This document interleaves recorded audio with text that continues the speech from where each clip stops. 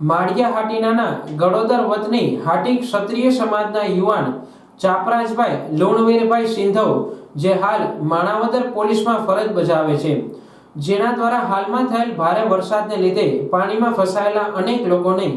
ભારે જહેમતથી સલામત સ્થળે સ્થળાંતર કરવામાં પોતાની ટીમ સાથે ખડે પગે રહી વિકટ પરિસ્થિતિમાં પણ પોતાની જાનની પરવા કર્યા વિના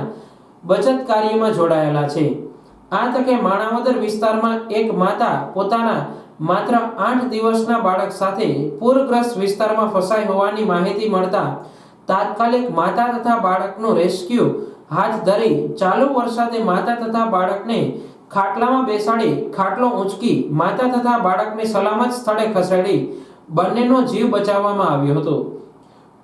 પોલીસ લોકોની સાથે દરેક વિકટ પરિસ્થિતિમાં મદદરૂપ થાય છે તેવું ઉત્તમ ઉદાહરણ પૂરું પાડ્યું છે। માણાવદર પોલીસના આ કાર્યને જૂનાગઢ જિલ્લાના એસપી શ્રી હર્ષદ મહેતા દ્વારા માણાવદર પૂરગ્રસ્ત વિસ્તારોની માહિતી મેળવી પોલીસ વિભાગના કાર્યને બિરદાવ્યું છે।